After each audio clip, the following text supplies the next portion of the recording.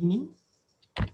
This is the privilege of the RML NLU to welcome the honorable speakers and participants. Honorable Mr. Justice Siddharth Murdulji, Judge, Delhi High Court. I welcome you, sir. Honorable Mr. Justice Atul C. Dharanji, Judge, Madhya Pradesh High Court. I welcome you, sir. Shri Siddharth Luthra, Senior Advocate, Supreme Court, a well-known jurist, academician, and a specialist in criminal law.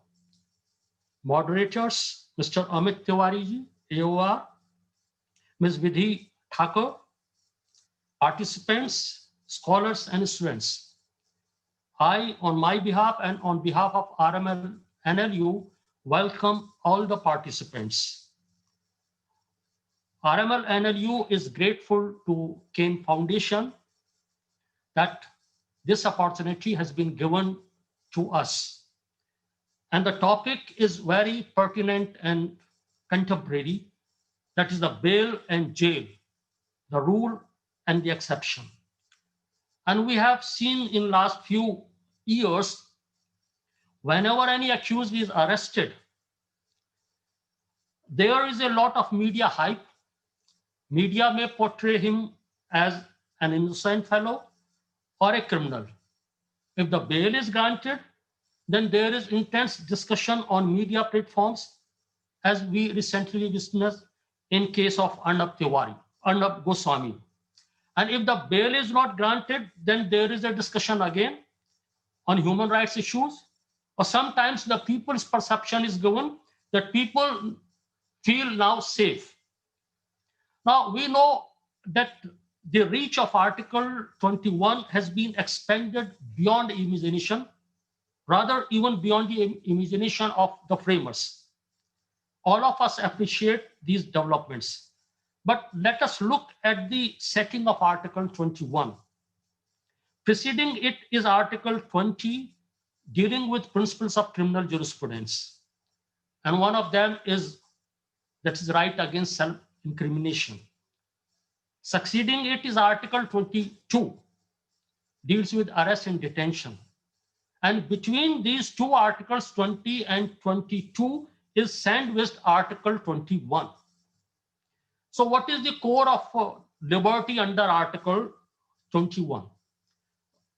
Liberty is qualified with term personal. And this idea of personalized liberty was also recorded in the official documents starting from Magna Carta in 1215, that was 800 years ago. That may be very restricted definition or interpretation of Article 21. But when we see its setting along with Article 20 and 22, we can get an idea that the framers were very much concerned with the physical liberty. That's a different thing. That right to education was also read under Article 21, despite the fact that right to education was a directive principle of state policy. But I can't go in those details because my job is to welcome, and we will be discussing many things during this discussion. That is bail in high profile cases, social and caste factor when the bail is granted, and then whether the burden of the high court should be reduced, and how much this power can be given or should be utilized by the district courts or the subordinate courts, and there are other related matters. In the end, I again welcome all the honorable speakers, moderators, and the participants. Thank you very much once again for giving this opportunity to our RML NLU Lucknow. Thank you very much. Over to Mr. Tiwari. Thank you, sir. A very good evening to everyone.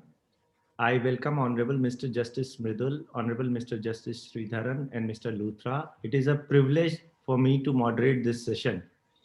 My first query is for Honorable Mr. Justice Mridul. Sir, the issue of personal liberty and the power of the state to deprive the same has always intrigued common man and legal minds alike. The courts have always played as arbiter, balancing the state power to curtail the liberty and individual freedom. The concept of bail in that sense is a manifestation of constitutional protection of personal liberty and an extension of presumption of innocence. Sir, could you shed some light on the evolution of bail jurisprudence and its relation with the personal liberty? Sir, over to you. Thank you, Amit. Good evening. Now, I will begin by emphasizing that personal liberty is the paramount essential to human dignity and human happiness. In fact, John F. Kennedy, and I quote him, he said, "The rights of every man are diminished when the rights of one man are threatened." So this, viewed in the proper context, is how you define civilization. And personal liberty, constitutional protection, individual rights, and bail are all interlinked.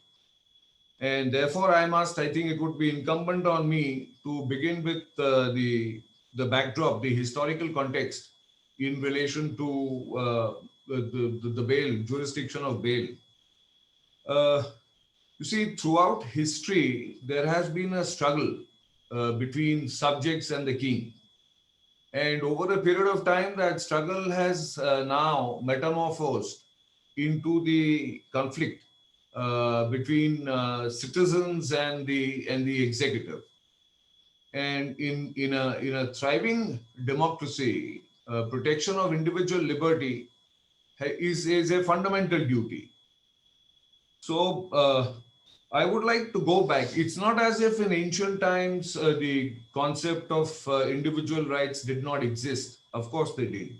And I must invite your attention to an Ashokan Rock Edict. I think it was Rock Edict 12, where it is inscribed in rock, so to speak, that a severe king meting out unjust punishment is hated by the people he terrorizes. And this is somebody of the stature of Ashoka the Great, who had this inscribed on rock. And as I'm sure all our viewers know, there are rock edicts of Ashoka all the way from Central Asia down to South Asia. Wherever the Mauryan Empire, wherever his empire, which was one of the most extensive of its time, extended. We must, therefore, I mean, it's a cliche to say that those who forget history are condemned to repeat it, but we must know the backdrop in which the individual rights of human beings came about and how they evolved. Now, all of us except, I mean, even in the Arthashastra by Kautilya, he states that only the rule of law can guarantee security of life and personal liberty and the welfare of the people. So it's not as if it's a recent concept. It's a concept that has been around for as long as human beings have been civilized. And we are all aware that today it's an accepted doctrine that all human beings are born with equal and inalienable rights and fundamental freedoms, which are absolute.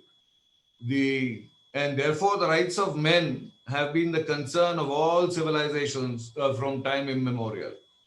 Now let's go back. Let's go back in history, in recorded history, particularly. And I must thank the team that has put together this wonderful and instructive note on the subject, which is what I would be quoting from intermittently today. I thank them for the effort that they've put in. It's commendable. Now, as I've said earlier, the protection of individual liberty has been considered to be one of the fundamental duties of the state in many civilizations. The emergence of constitutional guarantee as a device to protect individual liberty against the state is certainly still more modern. The very idea of a guarantee of liberty suggests the existence of some power above the ordinary law of the land to ensure liberty as a special privilege. It is protection of liberty by the Constitution as against legislative action that constitutes the essence of a constitutional guarantee. This extract is from John Stuart Mill in his famous essay on liberty. Now, although the worthy who prepared this note began with the Magna Carta, I would like to go back to something which is far more ancient, into antiquity. Uh, Cyrus the Great was the Achaemenid ruler who ruled from the Indus Valley all the way across to the Levant and into Europe. And he is best known as the liberator of the Jews who had been incarcerated in Babylon by the Assyrians. And even today, the Jews revere him, although he was an Arya, as he put it. And now Cyrus the Great is today remembered not just for being the founder of the first large civilization anywhere in the world, almost 3,000 years ago, but he's also known for two things in particular. One is what you will find in modern day Iraq. It's called the Behistun inscription. And in that inscription, he gives you a definition. It's somewhat similar to the Ashokan Rock Edicts. He talks about his philosophy, the credo of his empire, and his own belief as a benevolent king. The other thing that he is known for is the discovery of this cylindrical object, which is now called the Cyrus cylinder. And if you get an opportunity to visit the Metropolitan Museum in New York, you will find this cylinder. It's made of baked clay.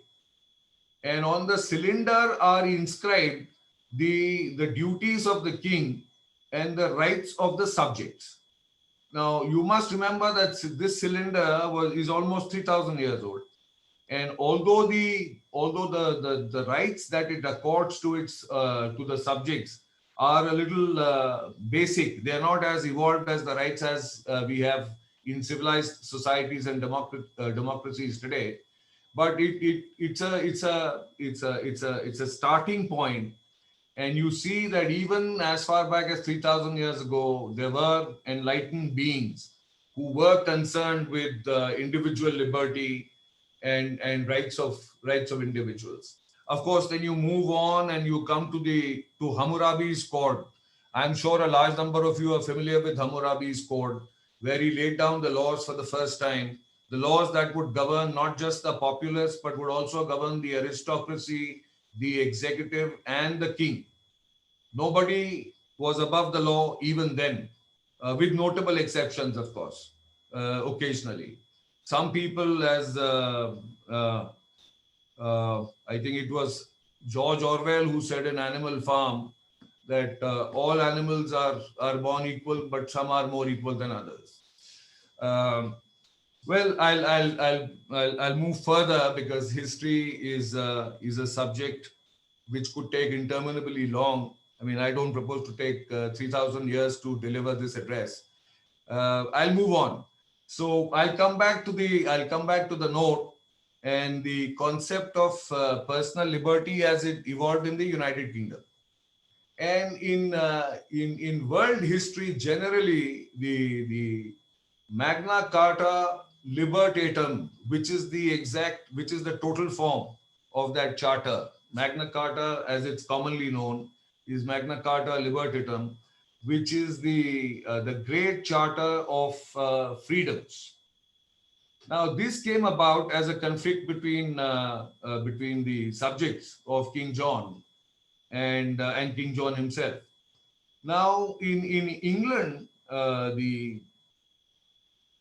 the manner in which the king governed had this very it was a principle which was called I think, if I'm not mistaken, vis a voluntas, and it makes for very interesting reading as to what this vis a voluntas was. The principle in operation was one of force and will, and it placed the king above the law, and the king as the repository of all laws and all wisdom. And it was, I digress a bit to quote Henry VIII, who very famously told Cardinal Wolsey when he was told that he couldn't divorce his first wife because the Pope would not sanction it. He said, I am the King of England, and when I speak, God listens. Of course, we moved a long way from then. That's what led to the dichotomy between the English Protestant Church and the Catholic Church at the Vatican. But that's for some other day. Now, King John obviously ran into trouble with his subjects, and as a result of the disputes between them and his loss on the battlefield, he had no choice but to promise his citizens a royal charter of rights, which was promulgated on the 15th of June, 1215. And this iconic document, for the first time in Europe, spoke about the rights of all citizens. And inter alia, it gave protection to a certain category of subjects from illegal imprisonment and access to swift justice. Because before then, there was no such thing as habeas corpus. There was no such thing as a fair and impartial trial. Now, surprisingly enough, this great Charter of Freedoms, the Magna Carta, was annulled by Pope Innocent III a few years later. And we went back to Vise Voluntas, where the king, by and large, dispensed justice as he thought fit. But it's towards the end of the 16th century that there was an upsurge of interest in the Magna Carta once again. And the Magna Carta, the Charter, became an essential foundation for the contemporary powers of Parliament and legal principles such as habeas corpus. Now, the next step came when Sir William Blackstone, he's a very famous English judge, jurist, and Tory politician. He numbered the clauses in the Magna Carta, the original Magna Carta, into 63 different categories. And he introduced this in the year 1759. And it is this, the numbered clauses authored by William Blackstone on the Magna Carta, that influenced the early American colonists and led to the formation of the United States Constitution, and later the Bill of Rights in 1791, which of course spoke about, which of course there were subsequent amendments, and you are familiar with some of the amendments. One of the amendments permits the every American to bear arms, and we are not so certain if that was such a great idea to permit citizens to bear arms without any restraint, as is evident from recent occurrences. In any case, in England as well, there was a lot of interest in the Magna Carta, and Chief Justice Coke expanded the scope of the term liberties used in the Magna Carta to be synonymous with individual liberty. Now, this is the first time that we became familiar with the expression individual liberty, which we take for granted today, right? Individual liberty, of course, as all of us know, is enshrined deeply in the Constitution of India. And my sense is that if you look at the Constitution, the only way to read the Constitution is to first read the preamble, right? Because the preamble, in my view, has its origins in the French Revolution. Liberty, justice, fraternity, right? And then we expanded on each of these: socio-economic, political justice, liberty or freedom, thought, expression, and fraternity. And so that the preamble, in fact, is the most important part, and as the Supreme Court has itself said, a part of the basic structure of the Constitution. And then, of course, the various articles, including Article 19 on fundamental rights. And of course, one of the fundamental rights was taken away, the right to property, and it is now only a constitutional right and not a fundamental right. But the most growth that we have seen in the post British era, in the independent Indian era, is the growth of Article 21. And this growth began immediately after independence. And we had such erudite individuals on the bench in those days, and the manner in which they expanded these rights outwards really laid the foundation for the rights and individual freedoms that all of us enjoy today. So I was talking about the Magna Carta, and I would be failing in my duty if I didn't cross the pond and go to America, where they had something called the Bill of Rights after the Constitution. And I did refer to it to say that it first the amendments spoke about rights which were the immediate precedents for the inalienable rights contained in the Declaration of Independence and the various Bill of Rights contained in the state constitutions in the United States. Now, what is necessary for us to focus on? The most prominent place in those rights contained in those amendments is the right to personal liberty and security of the individual. The extent of importance attributed to liberty and security of the individual becomes evident from two factors. First, even in the absence of a Bill of Rights, various provisions were provided for in the Constitution, which was framed earlier itself, securing personal freedom of the individual. And secondly, even in the Bill of Rights, as was that was subsequently adopted in 1791, one will find that most of the amendments dealt only with the various procedural guarantees which were intended to safeguard the liberty and security of the individual, right to speedy trial, right to know the nature and cause of the accusation by an accused, the right to cross-examine and to obtain witnesses, and the right to have legal assistance, which were guaranteed.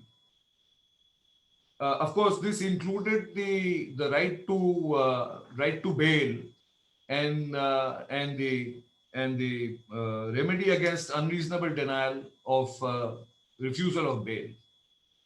This, of course, then brings us to the Indian Constitution, and the Indian Constitution begins with the debates in the Constituent Assembly.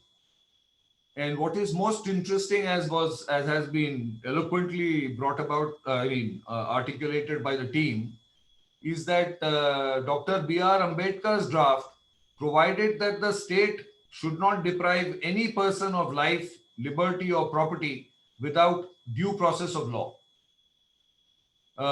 Interestingly enough, the draft article finally excluded the words due process, failing to reflect the will and intention expressed by Dr. Ambedkar. And it only provided that any arrested person must be produced before a magistrate within 24 hours of his arrest, informed of the grounds of arrest. That is all. You will find all of that in Article 22 today. And he cannot be denied counsel. Anyway, we moved ahead, and eventually due process is now an integral part of jurisprudence in India. And in this behalf, I must invite the attention of the viewers today to the decision of the Supreme Court in Srimati Ichchu Devi versus Union of India, where it was observed, and I quote: the court has always regarded personal liberty as the most precious possession of mankind, and refused to tolerate illegal detention, regardless of the social cost involved in the release of a possible renegade. And this is an area where the court has been most strict and scrupulous in ensuring observance with the requirement of the law. And even where a requirement of the law is breached in the slightest measure, the court has not hesitated to strike down the order of detention. This was evidently in the backdrop of a preventive detention. It was further observed in Hemlal Bhandari versus State of Sikkim that it is not permissible in matters relating to personal liberty and freedom of a citizen to take either a liberal or generous view of the lapses on the part of the officers. Now, this is the foundation of modern day jurisprudence on bail. And this also is evocative of what was said by Justice Warren Burger, and this has been quoted by the Supreme Court profitably in R.D. Shetty versus Airports Authority of India, that instrumentalities of the state must be strictly held to the standards by which they profess their conduct to be judged. So we must strictly hold all those who are in law enforcement to the standards of the Constitution. Well, this of course leads us to personal liberty in relation to concept of bail. The concept of bail as a constitutional safeguard for the protection of personal liberty serves simultaneously the end of personal liberty and the ends of justice. And the institution of bail attempts to achieve a synthesis of two almost conflicting principles. One, detention guarantees appearance, and two, liberty is the right of one whose guilt has yet not been proven. This is what Amit was referring to as the presumption of innocence. And I would do well to reiterate what it says. The concept of bail emerges from the conflict between the police power to restrict the liberty of a man who is alleged to have committed a crime and presumption of innocence in favor of the person accused of the offense. And in this behalf, I must quote two decisions of the United States Supreme Court. The first one is Bell versus Wolfish, where it was stated that the right to be presumed innocent until proven guilty is not operative at the stage of bail. Now, in complete contrast to this, there was a conflicting decision by the United States Supreme Court in United States versus Salerno, which has now become the law, and which clarified the exceptional nature of detention pending trial to be in effect only when it is found that there is an unequivocal threat to the safety of individuals and community. And Justice Marshall venerably propounded, he posited that presumption of innocence in favor of the accused is the undoubted law, and its enforcement lies at the foundation of the administration of our criminal law. The Canadian Supreme Court has also posited on this by saying that the denial of bail has a detrimental effect on the presumption of innocence and liberty rights of the accused. Coming closer to home, the series of judgments of the Supreme Court and of the various high courts lead to one inescapable conclusion. And you will find this in a large number of orders of bail, where the court has expressed the view that it is loath to authorize pre-trial detention. And this has been this was expressed in a number of decisions in the following words: that pre-trial detention beyond strictly necessary limits poses a serious threat to the principle of presumption of innocence of the accused.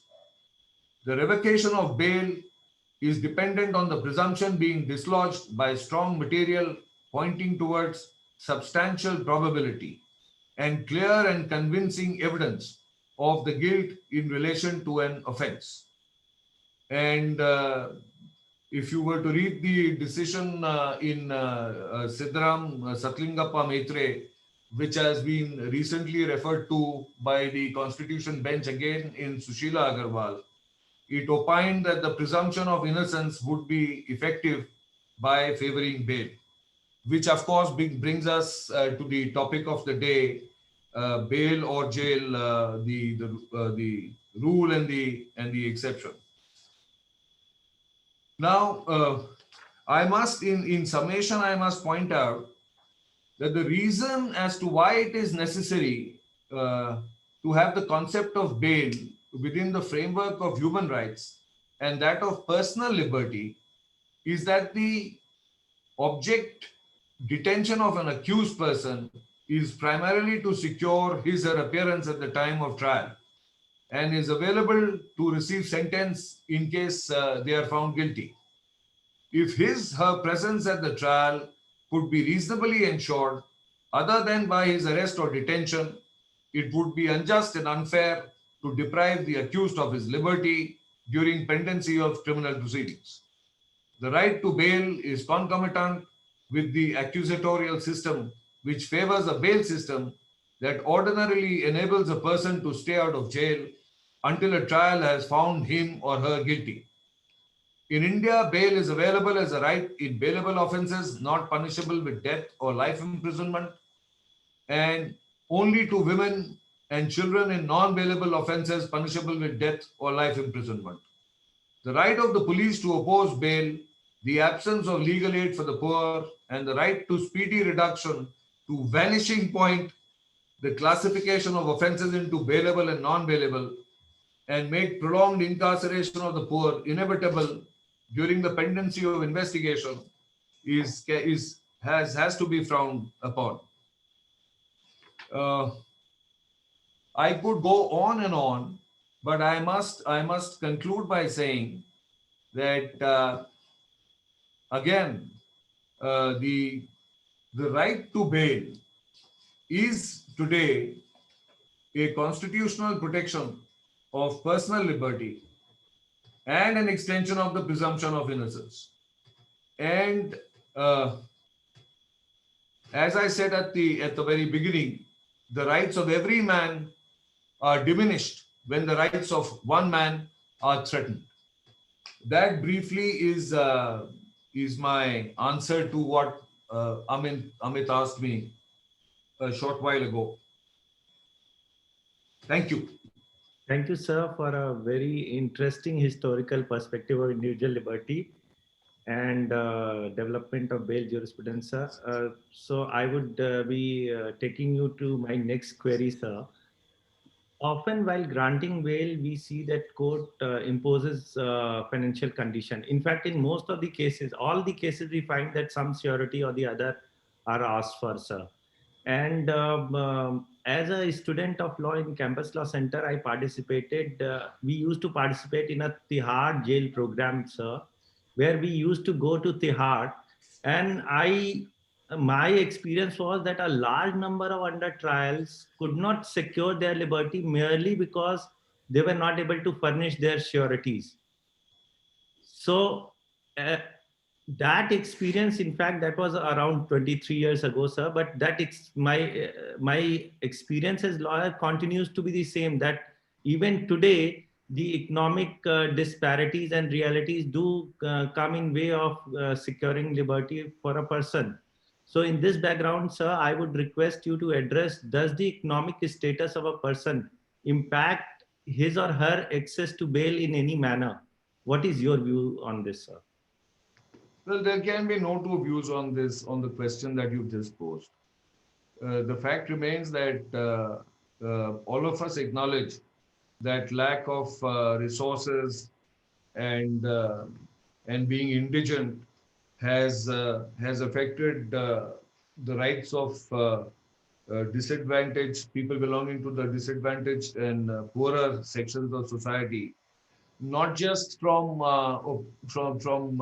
obtaining bail and uh, jeopardizing their right to personal liberty, but it has also affected the outcome of their trials on account of their failure to obtain the best representation possible. And that's precisely the reason why we have the legal services authorities working day and night to ensure that no individual is denied of the best representation and the opportunity to secure their individual liberty only on account of their economic status. Now, I'll begin with the U.S. What has happened in the United States. In the United States, they believe that release conditions must be relevant to the purpose of ensuring appearance of the accused. That's the cornerstone of bail. That the accused will be there to stand trial, and if convicted, undergo the sentence. So uh, that's what they have said, and that's what they have consistently held. And they have gone further to say that courts are prohibited from imposing a financial condition that results in the pre-trial detention of the accused. And bail should normally be set at a figure that the accused can readily post.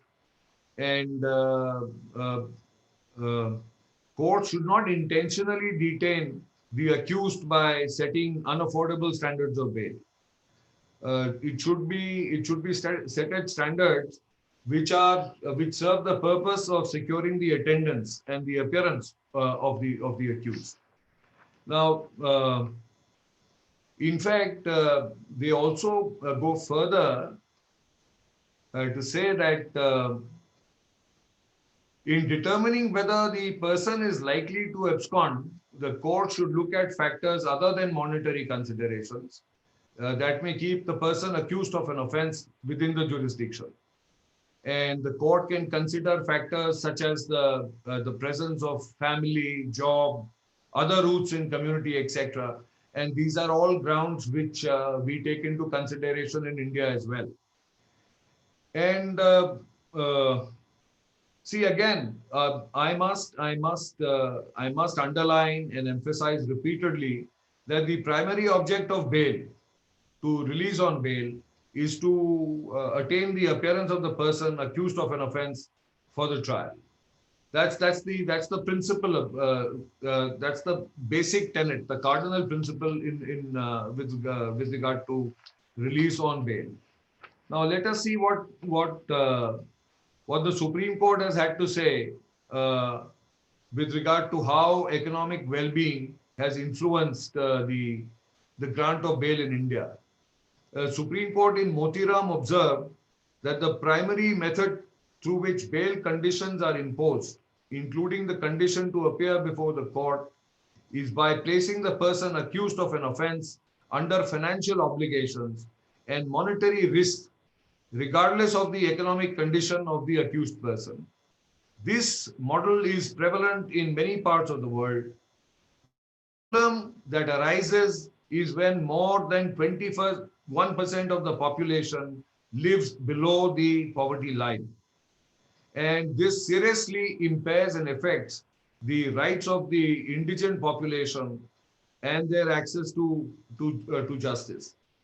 In fact, the team has quoted from the report of the Legal Aid Committee chaired by Justice P.N. Bhagwati as far back as in 1971, and the report categorically stated that the evil of the bail system is that either the impoverished have to fall back on touts and professional sureties for providing bail or suffer pre-trial detention. Both these consequences are fraught with great hardship to the poor. On the one hand, they are fleeced by touts and professional sureties, and sometimes even have to incur debts to make payments to them for securing their release. And on the other, they are deprived of their liberty without trial and conviction.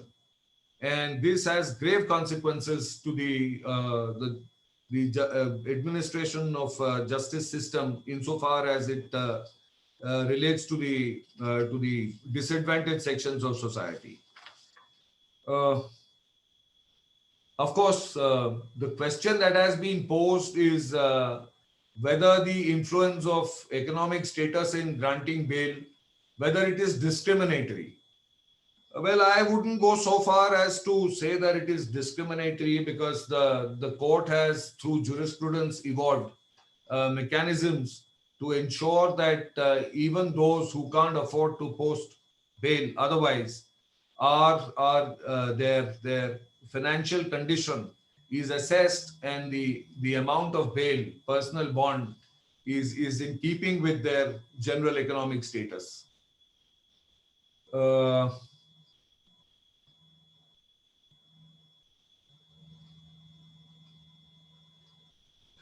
However, I agree with the statement made that the current system of bail based on financial control and objective assessment would lead to suspect classification and discrimination, and it would also impinge on the right to fair trial. That I agree with. That I must commend you on articulating it. It's not easy to articulate something which goes against when you're swimming against the current. Well, in conclusion, I will say that unnecessary pre-trial confinement has to be minimized. And confinement is detrimental to the accused of an offense because not only does he become an unproductive burden on the state, but it also impairs his right to a fair and impartial trial. Uh, Of course, Supreme Court judgments, various judgments have identified how the current bail system is discriminatory towards the poor and may constitute a violation of Articles 14 and 21. And on occasion, asking a poor man to furnish an excessive bail amount is of course as good as refusing bail to him. And therefore we must take the initiative to ensure that those who are in dire straits financially are also looked at uh, from the standpoint of ensuring a free trial and securing their personal liberty. Of course, I'll conclude by the work done by the Venerable Justice Krishna Iyer, who, in a report titled as Processual Justice to the People, eloquently stated that there should be an alternative to money bail.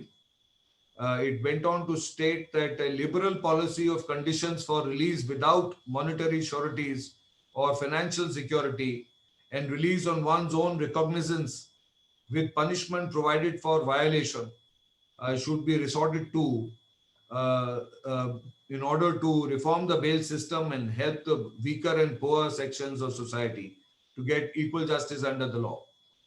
Um so, in a nutshell, although the belief that the that imposing a financial restriction whilst granting bail is a deterrent insofar as the accused is concerned from fleeing from justice solely on account of monetary loss is a complete misunderstanding.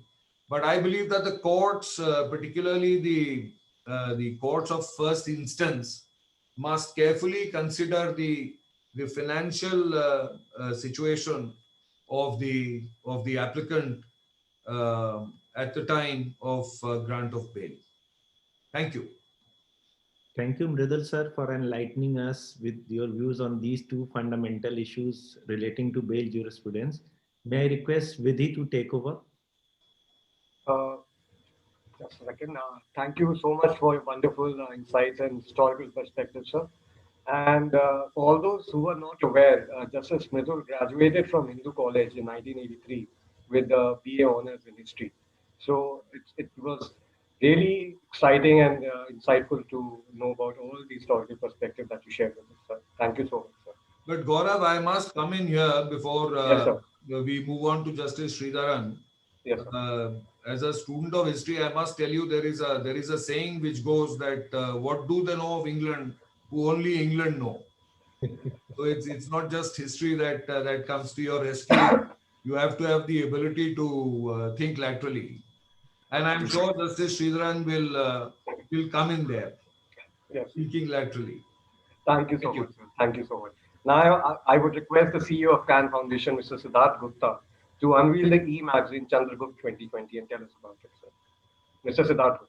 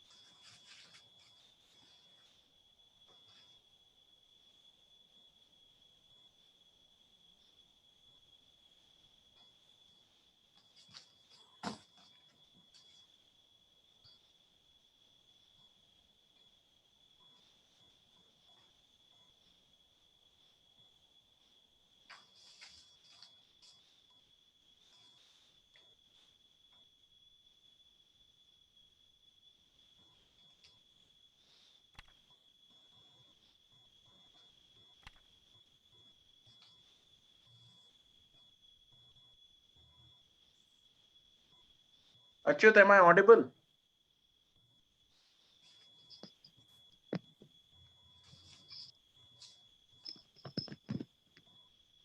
Yes, sir, we have your audio now. Please unmute. Yeah.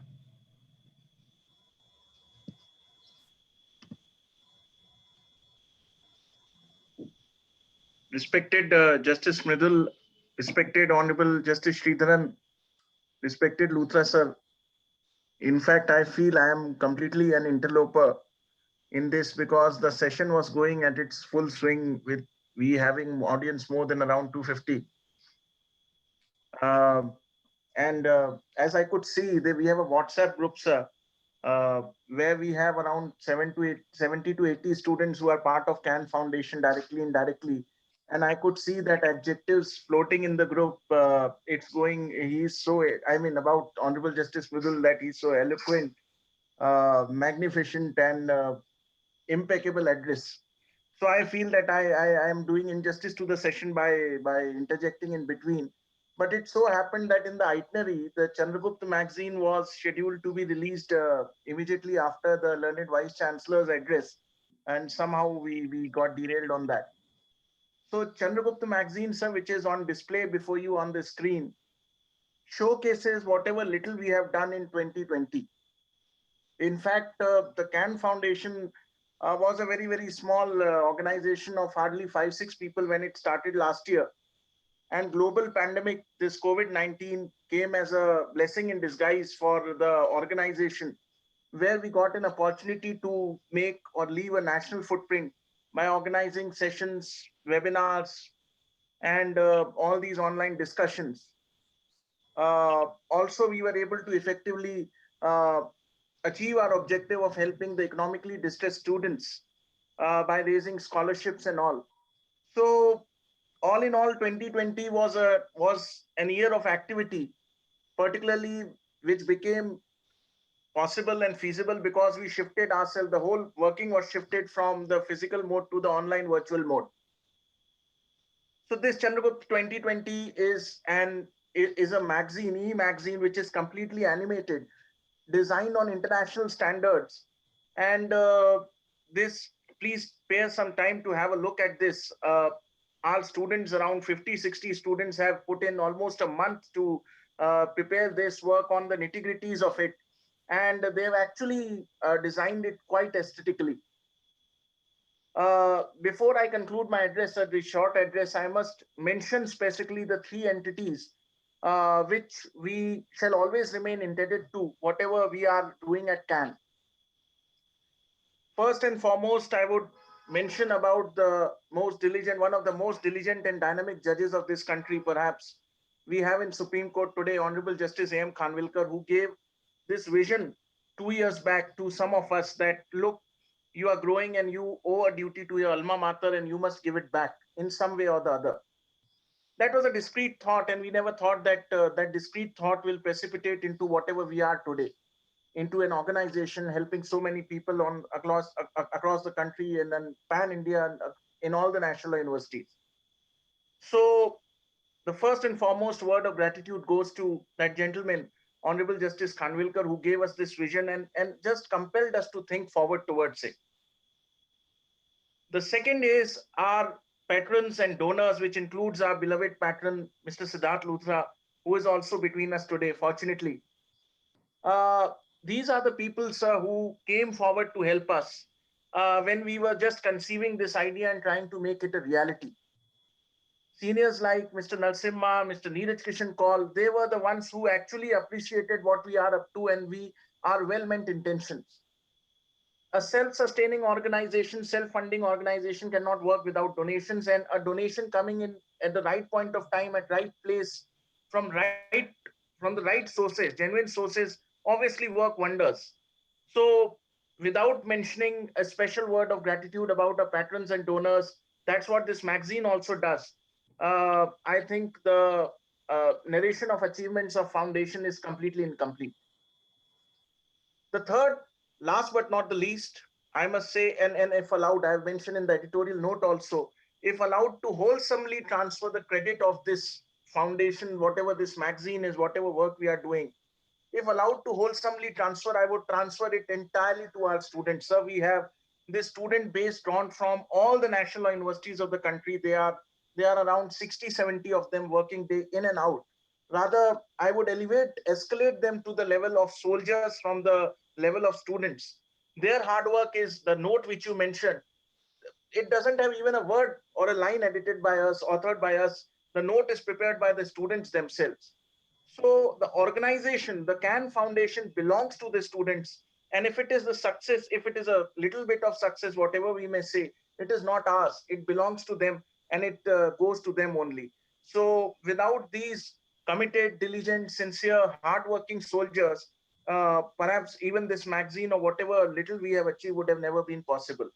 So with your blessings, we would like to start circulating this from tomorrow, if being unveiled now.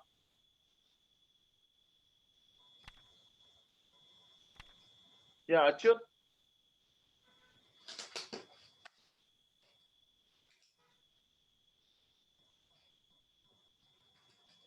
I would like to hand over the mic to Vidhi.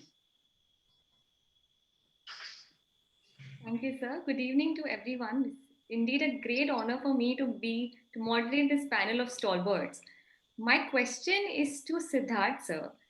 Sir, could you enlighten us on the different standards of bail in case of special statutes? As for example, the NDPS for the PMLA, these acts require the court to have a prima facie determination of innocence at the bail stage. So does the yardstick of grant of bail differ in case of bail under special statutes? Under the CRPC section 4 and 5, special laws, special procedures will override the general law, which is 436 to 439, and then of course 389. We have certain laws which make certain offenses which may orderly under the CRPC be bailable as non-bailable. And then we have special laws which contain the well-known, and I will not call them infamous, but the twin conditions, because I appear both as a prosecutor as a defense lawyer.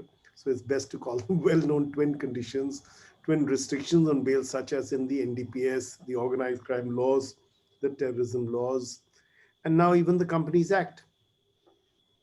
These are rather restrictive, and well, they have been upheld by the Supreme Court in Kartar Singh's case. The only exception is in PMLA, where they were struck down in Nikesh Tarachand Shah. There's a very well-written judgment by Justice Nariman, and it's an important decision. But the government, the state has again reintroduced them, though the challenge is pending. So today, whether it be PMLA, whether it be Companies Act, the challenges to these twin conditions are pending. Nikesh Tarachand Shah was an important decision in that it brought about a distinction, and it quashed it on the ground that you can't really bring a restriction on bail by inference, and that was the point. While there are other conversations in that about liberty, but it leaves a window open for the sustainability of certain harsher laws, the NDPS, the terrorism laws, which contain this condition. Now, there are two parts to it. What is the effect of such a condition? This is a serious concern which I must share with you. The test of restriction of bail is clarified in Ranjit Singh Sharma. He was the former commissioner and police of Mumbai, and he was being prosecuted and arrested in the Telgi scam, the stamp paper scam. And the test is somewhere between the test for cognizance and summoning and charge. Now that's all very well. There are two scenarios which you must look at. An accused has no right to documents. He has no right to information, barring the remand application. We all know remand applications are innocuous, to say the least, or limited in facts. So what does a person do to seek bail at the stage when you are under investigation? And some of these investigations can go on for 180 days. So essentially, unless you have an exceptionally good case of, let's say, alibi, if it's a conspiracy case, it is nigh impossible to get bail in a twin conditions restrictive bail case at the stage of investigation. Now let's come to stage 2. You can ask for bail between consideration of charge, between summoning cognizance and consideration of charge, because the test is in between. But what happens when charge is framed? The moment charge is framed, there is a presumption that, material, unless rebutted, is good enough for conviction. So unless there is a material change during the trial, the person will continue to remain in custody. And the practical reality is, in a lot of these cases, that people do not come out on bail during the trial. They only when their final conclusion takes place is the bail issue determined. Now, this is a matter of some concerns, and therefore, this is something which needs to be addressed by the legislature. Following the English system, in India, accused are presumed to be innocent. The presumption of guilt has traditionally been on the state-appointed prosecutors, while judges act as neutral referees deciphering the evidence. We continued post-independence with the adversarial system, though in my view, it has been criticized, perhaps unduly at times. The Constitution recognizes the right to life and liberty, and part of that is the right of presumption of innocence. And then we have, as you rightly said, Vidhi, these laws which bring in these twin harsh conditions. And how do you prove? You have to prove your innocence, and you have to also prove that you will not commit this offense if granted bail. Now, this becomes not only difficult for the petitioner, for the accused, but difficult for both the state and for the court. Of course, there are further presumptions that operate. What has happened on a legislative plane is that we are now increasingly shifting this burden of proving innocence, increasingly on the accused, and especially at the stage of bail in terms of the provisions which you've talked about. And the fact that these reverse burden provisions have been upheld is not very unusual for India, as I said in Kartar Singh's case. So this presumption of innocence until proven guilty is now not an absolute concept even in English law. So Article 6.2 of the European Convention of Human Rights mentions this. It's been adopted into English jurisdiction, But you have various legislation such as the Health and Safety at Works Act 1974, the Criminal Finances Act 2017, and these reverse burden clauses are used in similar legislation such as the Misuse of Drugs, Insolvency Act, Road Traffic Act, and Terrorism Act. In jurisdictions such as Canada and South Africa, of course, the presumption of innocence is granted constitutional status. Though not an explicit constitutional guarantee, even in the US, it has been read into the due process provisions. But reverse burden provisions are increasingly being used by various parliaments and legislatures, and they're definitely here to stay. And this, to my mind, is a matter of great concern, because what's the consequence of this? The consequence of this is that you're ending up filling your jails with people who are under trials, and it is not logical for a society to have a large number of under trials, because you're really destroying the very basis of the Constitution of presumption of innocence.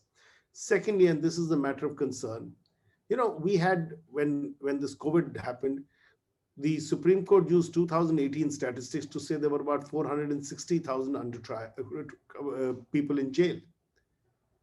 It may not sound like a large number, but it is.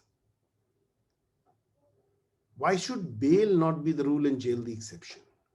Yes, there is a concept of seriousness of offense, but for Companies Act, if you look at the provisions of the Companies Act illustratively, 447, 448, how are they different from the IPC? You use the same concepts of fraud, the same concepts of forgery, but because it's a company offense, it becomes a serious offense. Now, the problem there is, how do we test the seriousness of an offense in terms of punishment? That's the principle Justice Mridul laid down in H.B. Chaturvedi's case, where I had the privilege of assisting the court. It's been laid down by the Supreme Court in the 2G case, in Sanjay Chandra. It's been laid down in a number of cases, in the Chidambaram case. If that is the concept, do these reverse burden provisions really work themselves to the benefit of society? Are they rational? Is there not a time for a serious relook? Shouldn't the Law Commission be looking at the reverse burden provisions? Because eventually a law has to be tested on its impact on society. I find, to my mind, that there has been not adequate analysis, and Professor Bhatnagar is here, he can tell us more. There is, of course, the committee which is now looking at all the criminal laws, and I must, to be fair to say it, I've also been responding to some of the queries there. Wide-ranging area of questions is quite fascinating. They're looking at it quite deeply. But why have we not had a periodical consideration of laws? We had these reverse burdens, restrictive provisions, but no analysis, though they've been upheld by the Supreme Court. And that analysis of law is becoming increasingly necessary, because to my mind, we really need to ask the question, do they achieve the purpose that they are supposed to do? Do they reduce crime? The answer is there in the numbers. I don't think so. Thank you. That was really insightful, sir. Thank you so much. Sir, we often see that in matters where the media has sort of hijacked the trial, the court of first instance is generally reluctant to grant bail. The next pit stop for an accused is therefore to approach the High Court. This in turn overburdens the higher judiciary. This tendency we find has its roots in the Vishnu Pandit controversy. Can you shed some light on that, sir? I joined practice in 1991. I was a civil commercial lawyer. And I will not say I became a criminal lawyer after that, because I find that a troublesome term.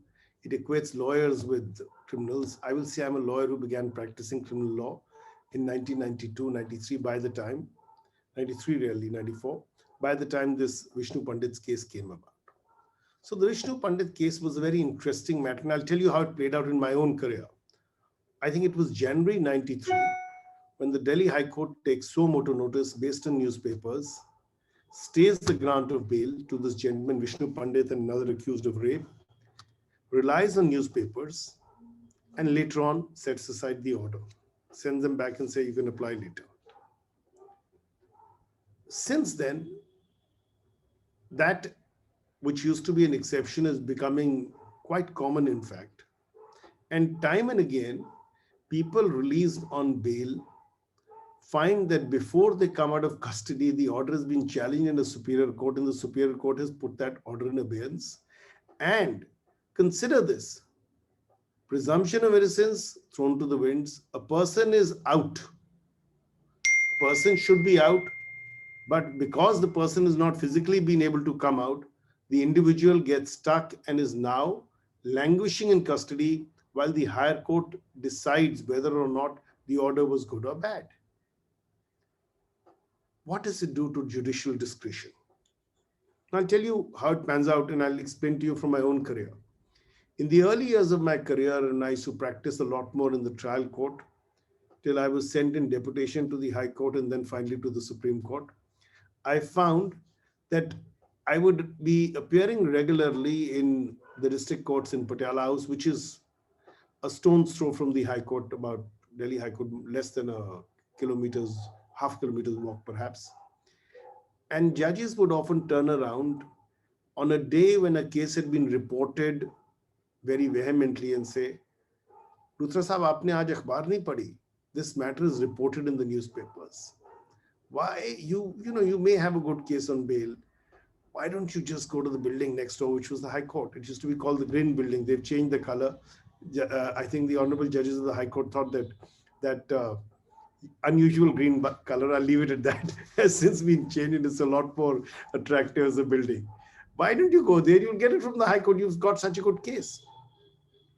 So what really happened as a consequence of the Vishnu Pandit case was that for 2 decades or so, there was this chilling effect on the grant of bail. Now, I must say, can a bail order granted for extraneous considerations or without the necessary considerations be challenged? The answer is, of course, it can.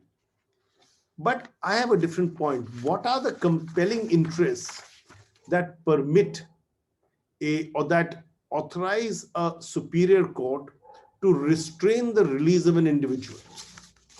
And sometimes this can have very extraordinary circumstances. I'll give you a recent case which I'm doing. It's going to come up in the coming week, where the High Court in a given case has been misrepresented that the person has not out from custody. The individual's bail bonds were accepted and he has been released, and the High Court has stayed the operation of the order. Now this creates a peculiar situation. The trial court will now have to issue a warrant for that person to get him back or cancel his bail bonds. And this gentleman is running around helter-skelter, though the trial court gave him a legitimate bail and a detailed and a reasoned bail order. Now, what we need to consider this is that for a generation of lawyers and judges of the trial courts, and I have been primarily a trial court practitioner, I still believe I am a trial court practitioner, as I said, on deputation to the Supreme Court and the High Court. There has been a chilling effect in their understanding of bail principles. It may not be appropriate to call it bail jurisprudence, because what Justice Krishna Iyer said was a hunch of the bench. If it is the hunch of the bench, can you really call it jurisprudence? Well, if it's personal liberty, I believe you can, in a sense. But without getting into the merits of these issues and the facts of these orders, the fact is that we've gone through an overall situation in this country where judicial confidence of the trial courts, the confidence to exercise judicial discretion in the favor of liberty, has been adversely impacted because the grant of bail leads to 3 things. One is public disapproval, social media storms, and then adverse observations often by the superior courts who consider these orders.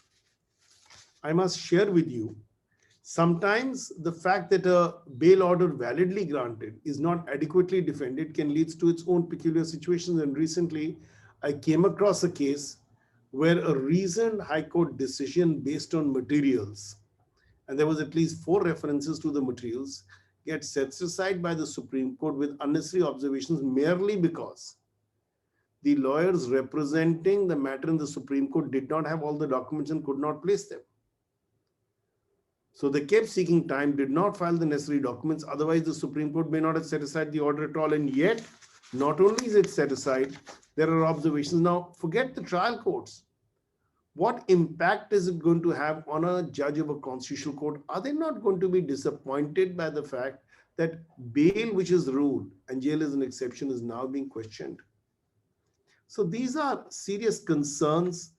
And I must tell you, I often teach, you mentioned that I go to the Judicial Academy. I have been to the Judicial Academy now in the I've not heard this now for the last 5 or 7 years because things are a lot better in Delhi now. But I would often tell judicial officers that, you need to be more independent. You cannot keep rejecting bails and clogging the high courts. When I started practice, I remember there used to be judges sitting singly and bails used to be done by 10:30. The High Court used to sit. Bails used to be done by 11:15. All the board was over. By 11:45, the High Court judges used to be listening to final hearing matters. Today, they may be, and that time there used to be maybe 1 or 2 single judges on the criminal side hearing single matters. Today in the Delhi High Court, there are as many as 6, sometimes 7 single judges, and rarely do they get a chance to reach the regular matters, which are just pending. Admitted appeals are pending for languishing for years because they just don't have the time. And that is because we are pushing the burden upwards. When I began my career, you rarely got the norm was the High Court is the last court for grant or consideration of bail because bail matters rarely came to the Supreme Court except on issues such as Sibia's case. Today, I would say at least 1/8 of my practice or 1/10 of my practice in the Supreme Court is bail or anticipatory bail. Can we really justify that as a society? So my view is, while setting aside of an order is acceptable if the circumstances deem it fit in law, but we must also consider the impact of setting aside of these orders, and not only the impact on the one case, but the overall impact. And Vishnu Pandit's case was a case which led to not only an impact on that particular case, but an adverse impact on the trial judge who decided the matter. He never reached beyond a point. He retired, I believe, as an additional session judge. And then it sent a message across the trial judiciary. That needs to change. In Delhi, to a great extent, it has changed. But that message needs to change not only there, but all over India. We have to be pro-liberty. That is the need of the day.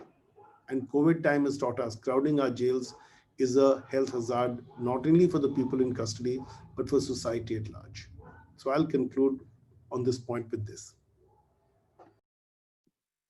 Thank you so much, sir. That was really enlightening how one matter or one case can have such far-ranging ramifications. I will now hand over the mic to Amit, sir. Thank you, Vidhi. Now I would invite Mr. Justice Sridharan to address us on the source of fundamental principle of bail jurisprudence, that bail is the rule and jail is an exception. Though, sir, as a practicing lawyer, as just Luthra sir said, that now in Supreme Court, 1/8 of a criminal lawyer practice is bail petition. Either it is anticipatory bail or regular bail. So, sir, I would request you to enlighten us as to how this fundamental principle of bail is the rule and jail is an exception is interconnected to the principle of presumption of innocence. Yeah. Good evening, everyone, and thank you, Amit, for handing me the mic. And I wish I could agree with you, Amit, that bail is the rule and jail the exception. The reality on the ground is something totally to the opposite. I mean, it's entirely different. Especially, I can speak about it with reference to Madhya Pradesh, and I mean, taking on from where Siddharth has left out. You see, he says 1/8 of his criminal code practice is bail applications. Here in Madhya Pradesh, about 8 out of 10, 8 by 10 would be bail practice. Now, Vishnu Pandit case, I mean, it raised such a ruckus perhaps in Delhi, and there was so much of discussion deliberation over it. Here it happens on a daily basis. Vishnu Pandit is common. I mean, Vishnu Pandit is the rule out here. And there is an unwritten code. Unfortunately, there is a preponderant fear of the High Court that action would be taken if bail is granted. And we have seen, as practicing lawyers, we have experienced this, the trial courts telling us that you have a very good case, why don't you try your luck in the High Court? In other words, he's saying that, look, I'm going to dismiss it, your bail application. So what happens is in the lower courts, the bail practice is as dismissal as 200 rupees per application. Why? For the simple reason that the lawyer knows that the judge is going to dismiss it, and he's only taking an order of dismissal so that he can approach the High Court, and not for any other reason. And when you talk about the source, let us take the hypothetical aspect as far as Madhya Pradesh is concerned, that bail is the rule of. This is something that we would all want. This is what we would desire. And one day we are all hopeful that it will come back. Of course, the situation wasn't so bad about 30, 40 years back. We've heard from lawyers who used to practice at that time that bail applications used to be granted by the lower court itself. In the 80s, it was, with Justice Krishna Iyer's ruling in Motiram's case, where that, of course, was as far as bail bonds were concerned and the surety amount was concerned. But the fact remains that if you look at the origins of bail being the rule and not the exception, and that I would say that the most primordial source would be the law of nature itself. And not just for man, but for all living beings, especially the ones with a full-fledged central nervous system with a brain. Liberty is what they cherish, and they will resist bondage and loss of liberty. You can have a parrot in a cage for 2 years, but if you open the door for even 5 minutes, it'll fly away. That's it. That's the part of nature, to be free. So if you look at one of the earlier sources, perhaps is the Universal Declaration of Human Rights, which was promulgated on 10th December 1948. And Article 1 reads that all human beings are born free and equal in dignity and rights. Now, this takes note of a fact that whenever you take an action which deprives human liberty, it is to be scorned upon, and there must be more than adequate reasons for doing so. And then it continues, they are endowed with reason and conscience and should act towards one another in a spirit of brotherhood. And thereafter you have Article 3, which says, everyone has the right to life, liberty, and security of person. Article 9, it says that no one shall be subjected to arbitrary arrest, detention, or exile.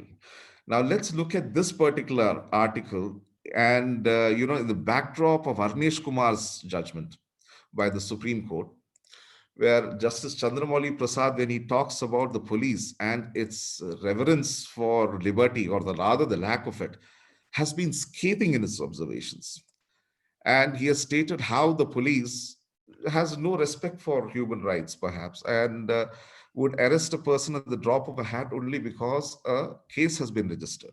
A non-bailable case has been registered. The person is taken into custody straight away.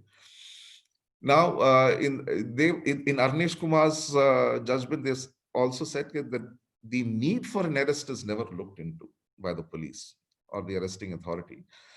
And we can't entirely blame the police when you look at it as to why the police acts in such a way. The police is overworked. I'm again speaking with Madhya Pradesh as the context, overworked, and their numbers are very less. I'll give a small example. When earlier I was the portfolio judge for a district called Damoh. It's about just 100 kilometers from Jabalpur. On a visit there, the collector and SP had come to meet me. So I asked the collector, what is the population of Damoh? So he said 120,000. Then I asked the superintendent of police, I said, how many men do you have? So he said he has about 1,000 men. So then I told the SP that it's not too bad for a population of 120,000. So the collector corrected me. He said 120,000 is the population of Damoh city. So then I asked him, what's the population of Damoh district? He said 12 lakhs. So then I looked at the SP. The moment I looked at him, he smiled and said, sir, I have only 1,000 men for the entire district. So then I asked him, out of the 1,000 men, how many do you have effective policing? He says 700. He said 700 policemen who are actually doing law and order operations and crime investigation. And of course, also giving security to immortals like me when we are traveling by road who require a pilot in front of me. And you know how many policemen are taken off from the regular duties when a piloting vehicle goes? There are 4 men sitting in the back of the Jeep, each holding an SLR. There is an ASI sitting in the front and of course a driver. So effectively you're taking 6 men out only because you're passing through a particular district. At Madhya Pradesh, I can tell you is one of the safest places to travel. I've done thousands of kilometers within the state without any problem. And there's no need for any kind of security when you're traveling. But that being the protocol, the police has to provide for that. Bandobast when other VIPs are there. So 700 men for 12 lakhs. So what actually happens is the arrest is the easiest way of doing your job. There is an FIR, you arrest the man, put him behind prison, and then say the rest of the job is that of the courts. Now, the courts, when they do not function or do not grant bail at the courts of first instance, like Siddharth said, it's pushed up to the High Court. That burden, which is absolutely unnecessary, is pushed up to the High Court. And today we are unable to hear criminal appeals. We have had instances where criminal appeals are withdrawn by the appellant who was put in more than 14 years and says that the state is now offering me remission. But the condition is that I withdraw the criminal appeal. Now that's an indictment of our system, and which can obviously be cured if 90% of those bail applications are allowed by the district judiciary. You see, you talk a lot about the proverbial sentinel on the Kivi. If you look at it, it certainly is, I mean, it's not the High Court. That sentinel is not certainly the Supreme Court.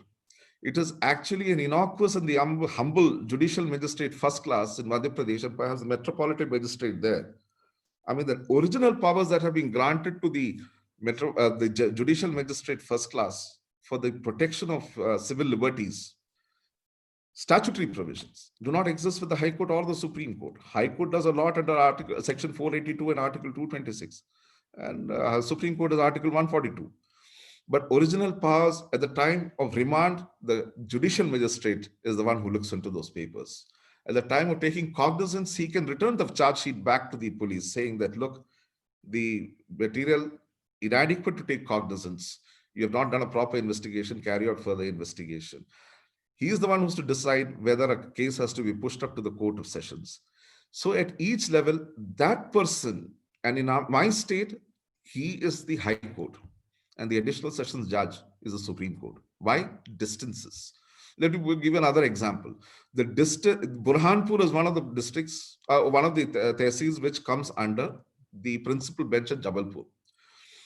The distance between Jabalpur and Burhanpur is 612 kilometers. That's a distance that the litigant has to travel to file a bail application in the High Court. Now, if from Delhi with 100 kilometers less, if you travel in a northwesterly direction, at 512 kilometers, you can go and attend the court hearings in Lahore in Pakistan. That's the disparity. And east to west, we stretch about 900 kilometers. Now, in such a situation, the people are so poor in our country, in our state especially, that they are unable to have access to justice very easily. Now, the other aspect is, if you look at the preamble of the Constitution also, the state is to secure for all its citizens, it says, justice, liberty, equality, and fraternity. Now, if the state itself, by an arbitrary act, goes ahead and violates liberty, then the only option that is left with the person who is lying or languishing in prison is to approach the courts, obviously. Now, where it depends again, in the context of Madhya Pradesh, how soon can he get to a court that would grant him, bail. Recently, even in November 2020, an inquiry has been initiated against the judge of the district judiciary only because he granted an anticipatory bail. I won't name the district, I won't name the judge, but one of the reasons was what made it suspicious that he only became an ASJ 6 months back, and he granted an anticipatory bail. Now, in that kind of a situation, you literally, you crush the district judiciary, its confidence. And now in that particular district, no judge is granting bail or anticipatory bail. And I'm sorry, just a moment, please.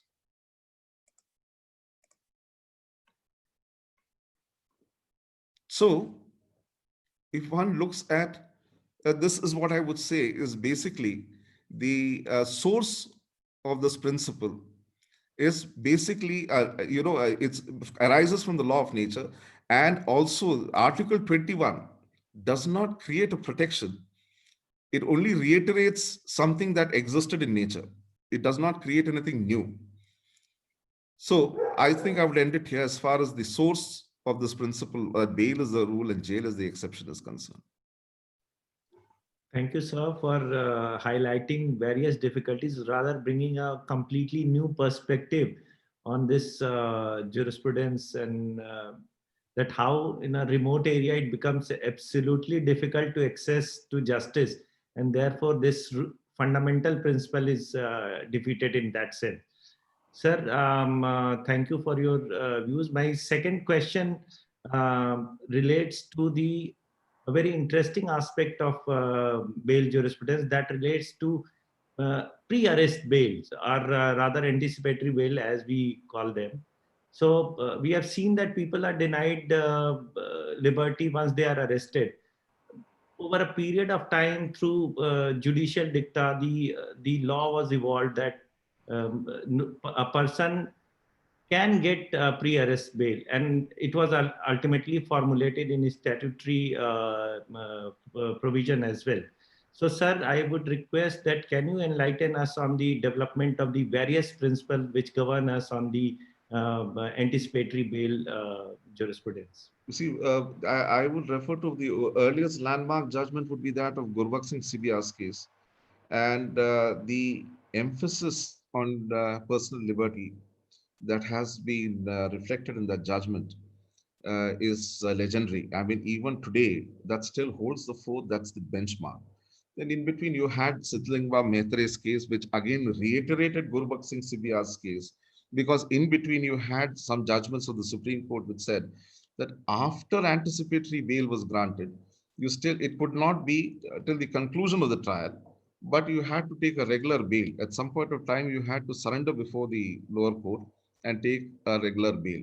Of course, that was again set aside in Sushila Agarwal's case, and principle Gurbakh Singh CBR was reiterated that no particular limit can be set for the purpose of anticipatory bails.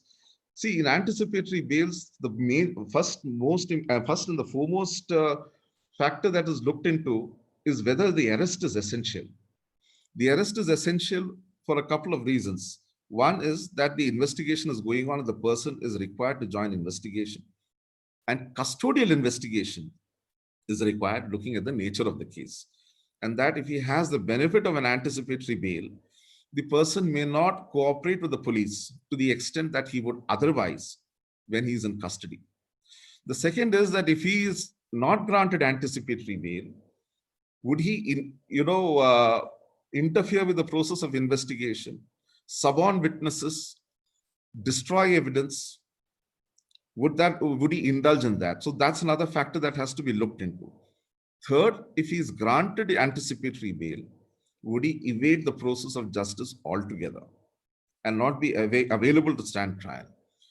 Now, majorly when we are granting or denying anticipatory bail, we look at the preponderance of evidence against him.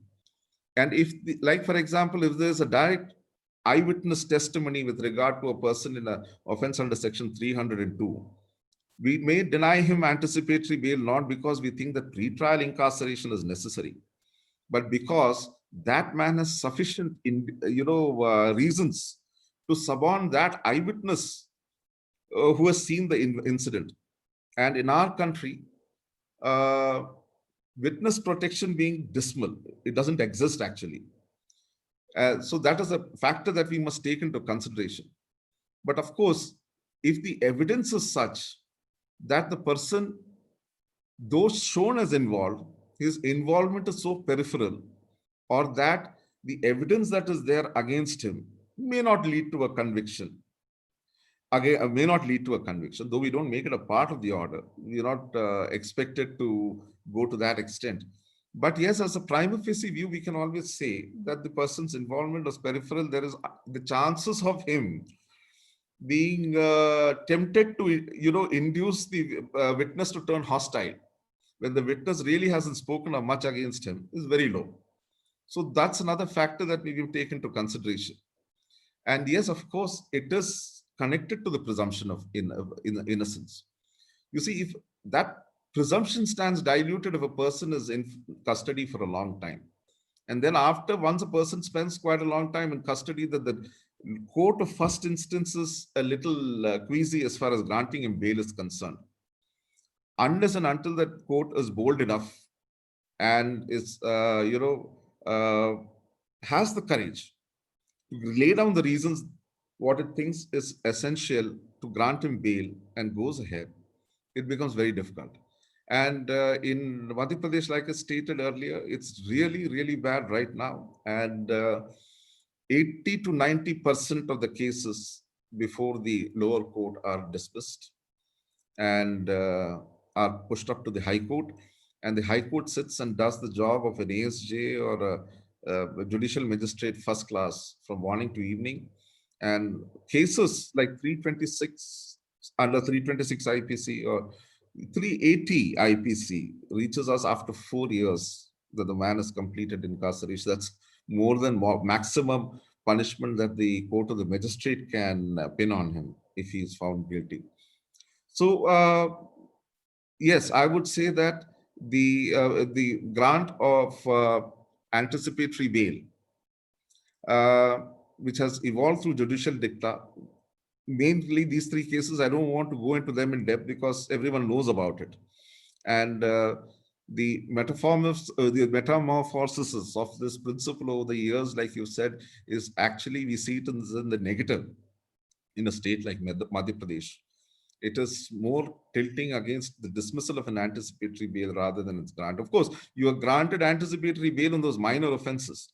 But when it comes to the major offenses, even if there is no evidence, only because the allegation is of that of a offense punishable with death or life sentence, that is the reason given by the lower court while dismissing anticipatory bail applications.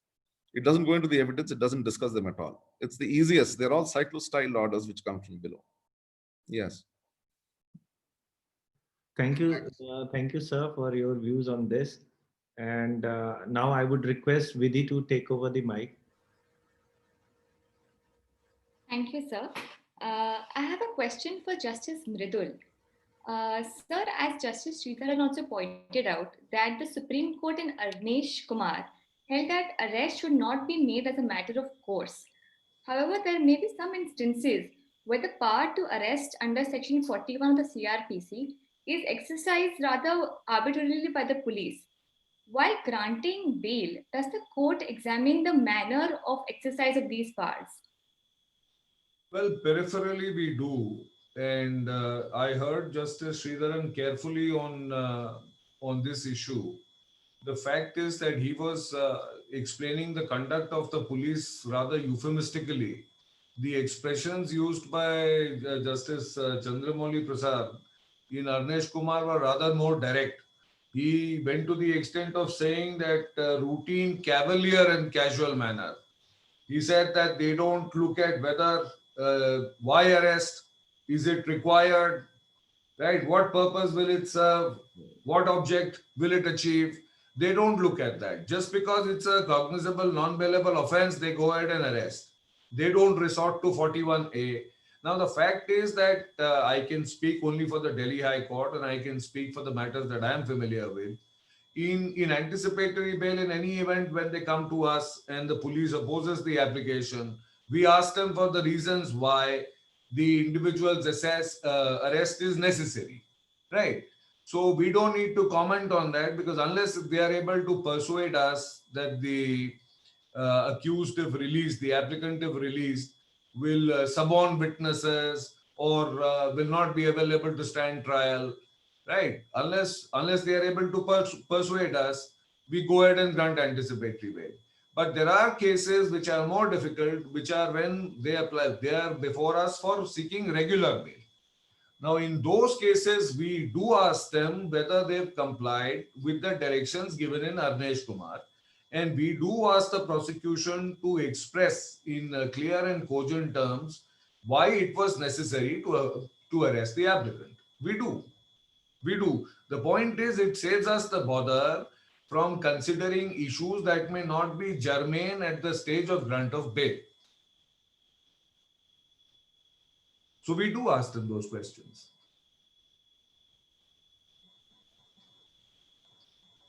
Thank you, sir.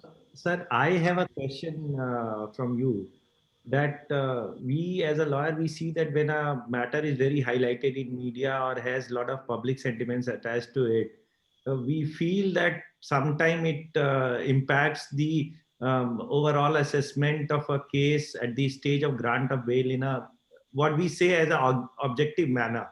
Sir, what is your views? How does the court approaches such high profile or media highlighted cases? See, I can only speak for myself, Amit. I can't speak for how my colleagues look at this or how judges, our colleagues at the higher judiciary look at this.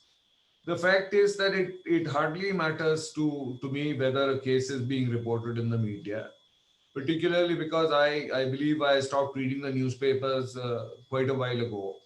And I don't believe that the newspapers have anything to contribute to the dissemination of either reporting current affairs or other information which could lift the spirits of a reader, right? But although there is, my colleagues have expressed a view that there is a certain amount of pressure when it comes to what is referred to as high-profile cases. I myself haven't felt that pressure because I normally, there are just the only thing I believe that a judge needs to look at is the merits of a particular case. And if you stick to the merits of a case and don't look at personalities, I don't believe we can go wrong. And more often than not, we don't go wrong. If that had been the case, a large number of high-profile individuals would not have been enlarged on bail. Thank you, sir.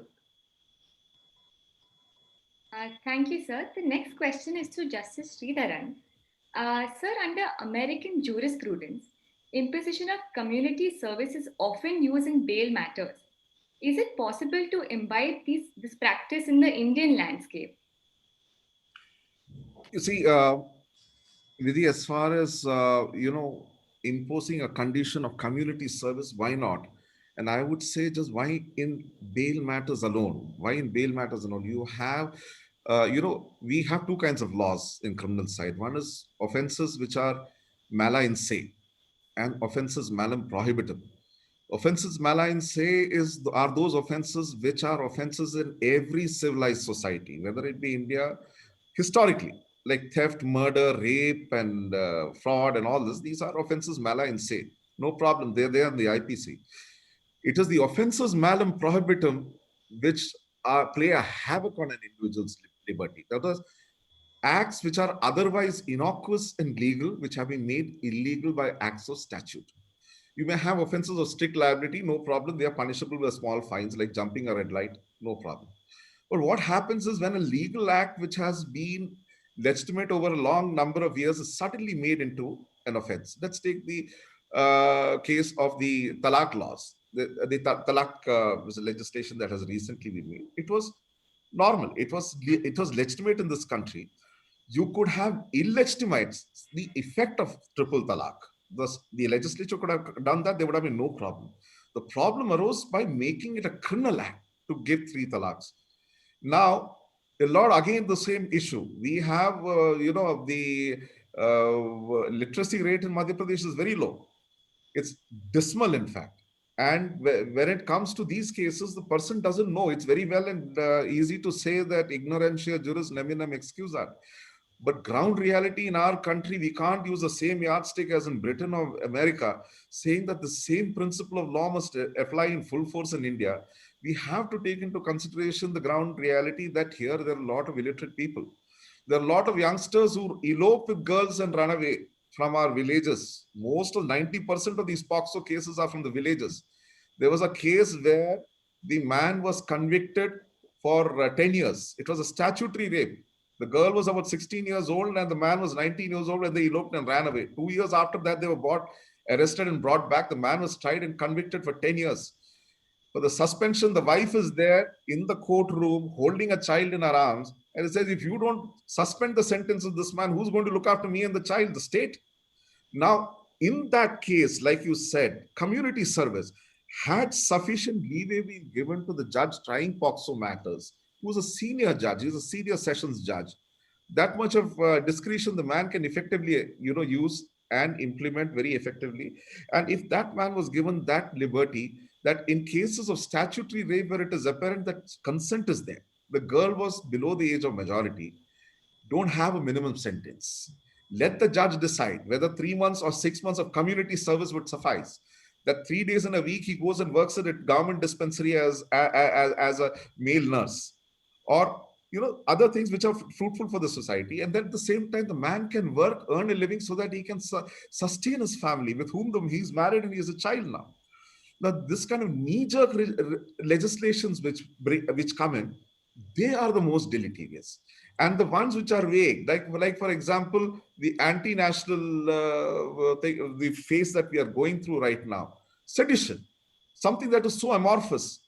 It's next to impossible to crystally, define what sedition means. It's still grappling with it. So a speech that is made, a man has stated something against the government, he's picked up and put in court under sedition. The moment that section is slapped on him, the judge doesn't want to give him bail. Why? Because the log kya kahenge? It's all very well to say that we are independent, all that is fine. But even judges are human beings. At a subconscious level, it works in their mind. The nature of the offense. It is anti-national to get, a man has been locked up saying that he is anti-national. He's working against the state. Why? What is his offense of having given a speech or of having declared an opinion which he feels is right against the establishment of the day? The man gets picked up. So these kind of amorphous laws that exist, they create havoc. And statutory offenses, I feel the punishment should be lesser and discretion should be greater to the judge. And if discretion is greater, you don't have a minimum sentence for, these offenses, which are all, like I said, which are normal, everyday affairs till about a couple of days ago, and suddenly it is made into offense and people don't know about it. They're picked up and put into prison. And now the special act that has come out, the aspects of misuse are already evident. Now, in fact, in the talaq law, if the man gives talaq thrice, it's not just the man who's going to face imprisonment. What is the woman going to give in the complaint? His mother, father, sister, brother, all, they goaded him to give that triple talaq.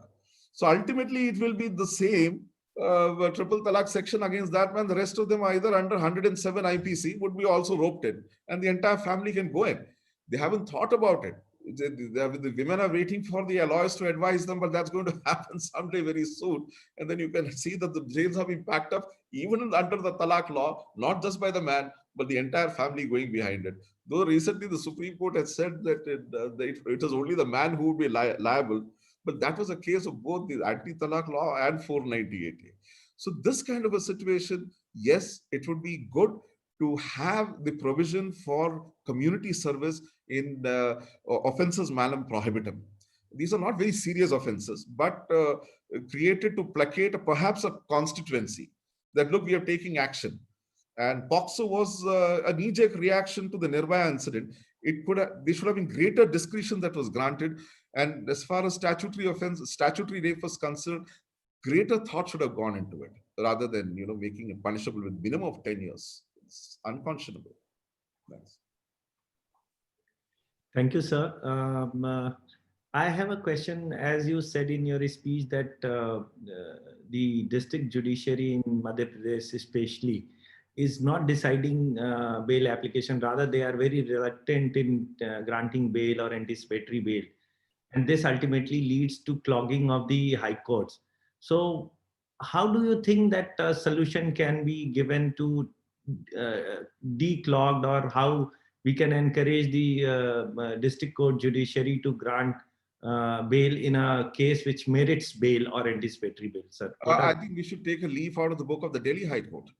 I'm being very blunt about it. We should just get off the backs of the district judiciary and stop breathing down their necks, and give them that kind of liberty and freedom that the same way that the Delhi High Court has given to its district judiciary. I recall from the limited practice that I've had in Delhi, I've got bails, anticipatory bails from the district judiciary. I've got discharge from the district judiciary in Delhi. Here, the man would have lost his job if those orders were passed in Madhya Pradesh. I'm not exaggerating. Or at least he would be under the tension that he could lose his job. So to declog that, 90% at least of those cases must be decided and granted by the lower judiciary itself, because in a state like ours, the man can't reach the High Court. The man can't reach that. It's very difficult for them to come to the High Court.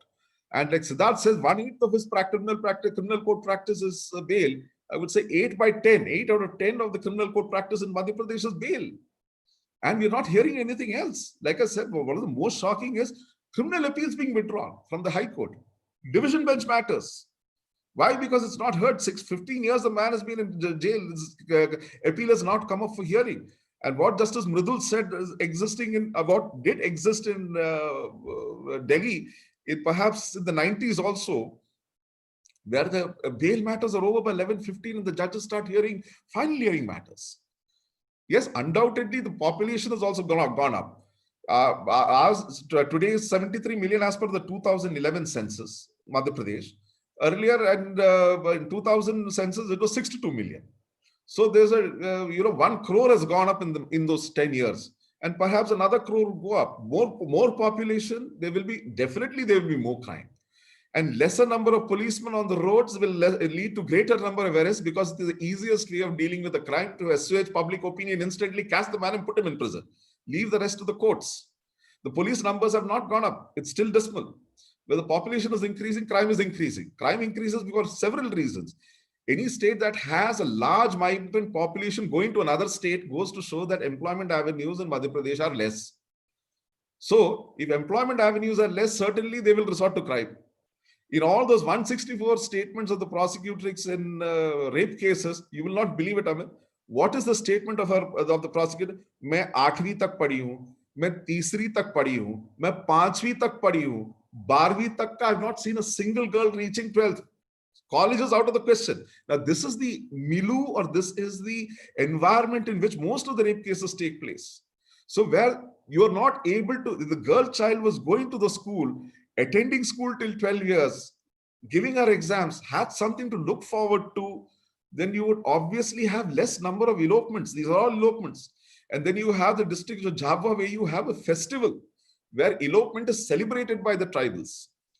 And tribals are very honest people. They're very honest people. So they have this festival from where young boys and girls elope and go. And after they come back, the FIR is registered only if the boys' side is unable to pay the bride money. Because it's a tribal society, they have to pay the bride money. If they are unable to pay the bride money, then there is a case of rape. These are tribals who would, if two tribals are behind a rabbit, before the rabbit dies, one of these two guys will die. And the other man will cut off his head, take the head to the police station. And that's where the entire CRPC collapses. Here's the accused coming to the police station with the evidence, giving it to the SHO faints. Now, because of Section 25, they just don't know how to register the FIR. So you can't have a rule of thumb for all states together. We have in this state at least 5 different areas. Nimad is a region, Malwa is a region, then Bundelkhand is a region, Baghelkhand is a region, and where Jabalpur exists, it's Mahakaushal. So this kind of variety and disparity in economic status, education, literacy, and employment avenues, you need another kind. What we need to do is empower the district judiciary. They have to be given a free hand, and then certainly we can, at least Madhya Pradesh High Court can start hearing final hearing cases of old criminal appeals and civil appeals, but not otherwise. Not in the present condition or mindset. It can't happen. Thank you. Thank you so much, sir. My next question is to Luthra, sir. Sir, you are the special public prosecutor in the Nirbhaya case. And on the other hand, you have also represented many high-profile accused persons. As a counsel, does your strategy change when you approach a matter as representing the accused as opposed to when you appear for the state? What advice would you give to our young viewers who are on the cusp of transitioning from classrooms to courtrooms?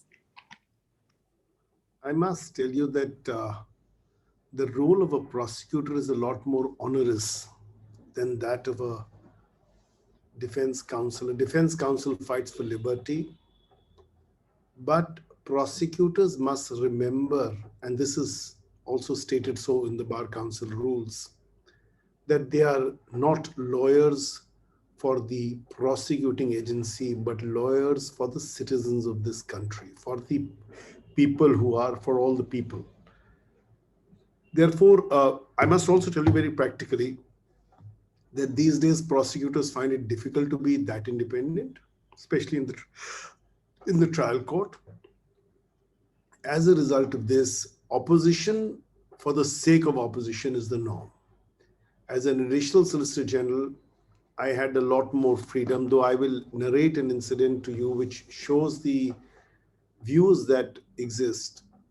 I do recall that while Justice Kabir was Chief Justice, I was Additional Solicitor General, and there was a case which came up. There was a 2-year sentence, corruption matter, post-conviction, of course. And the person had done about 8 months in custody.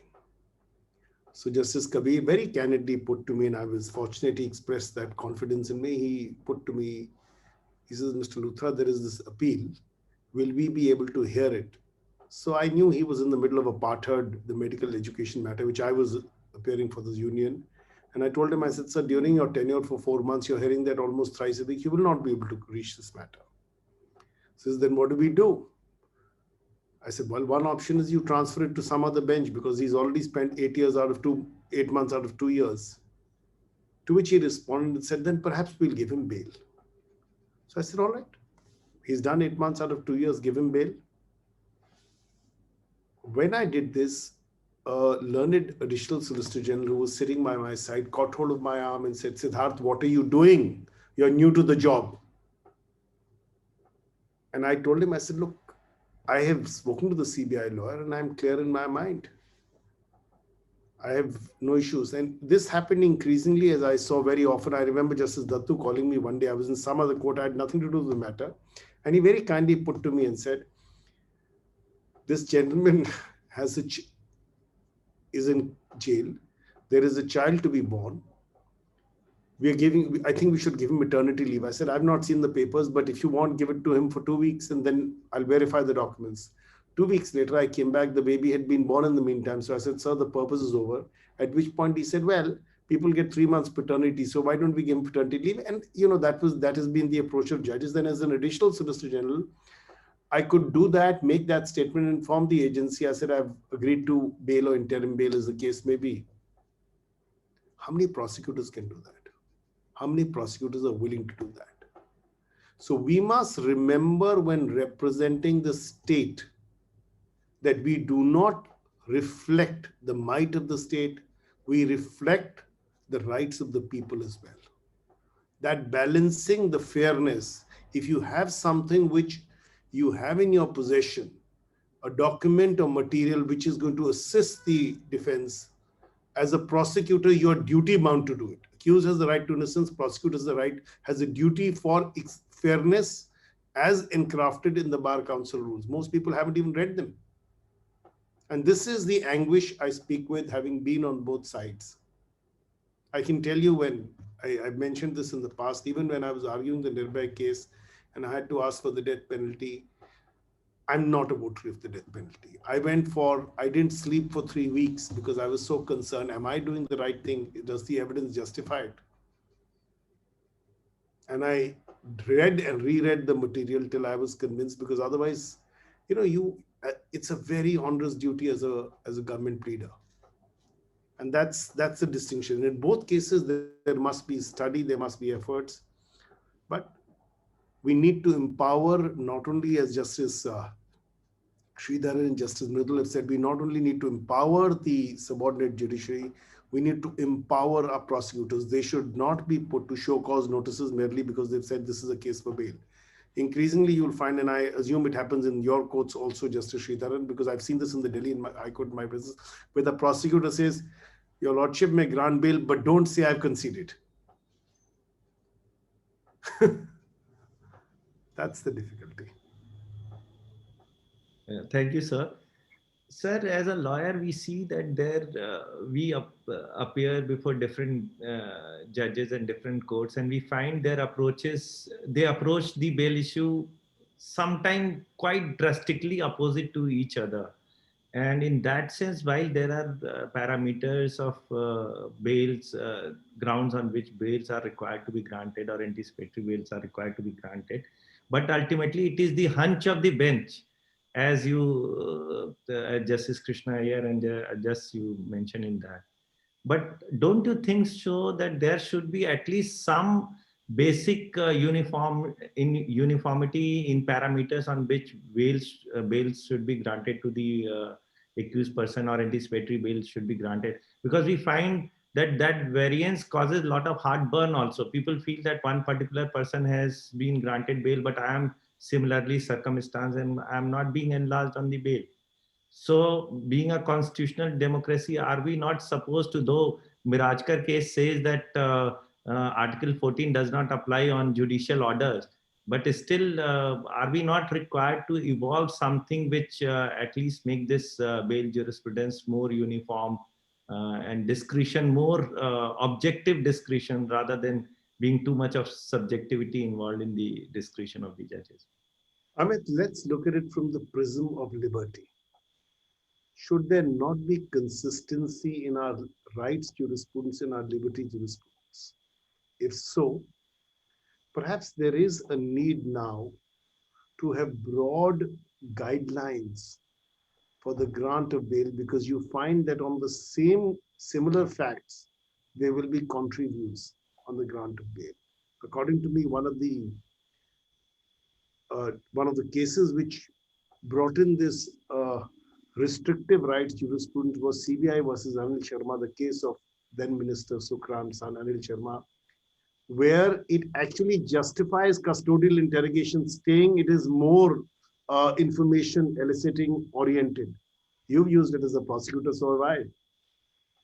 Now, after that, where once you say, all right, you can keep a person in custody, for what purpose? To torture him? To pressurize him? Does the individual not have a right to silence? So these are matters of concern. And it is not enough to just have guidelines, because you have one judgment of the Supreme Court, Arnesh Kumar, which talks about liberalism. And then you have another judgment which says Arnesh Kumar is not necessarily good law. And then you have a third which saying actually Arnesh was not bad law. Look at the transition. Sibia, pro-liberty, scores of decisions till Maitre 2011, restricting liberty. It really matters which court you land up in. It's actually a matter of fact. As a lawyer, I can tell you practically, it really matters which court you're going to be in. And then Sushila Agarwal not only says all those judgments of the, the 90s were bad, but also says Maitre is bad law. So has the question we need to ask ourselves, has Sushila Agarwal taken right jurisprudence forward?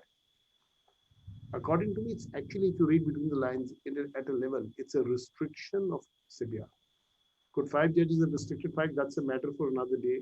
But these are concerns which at my heart, I'm a defense lawyer.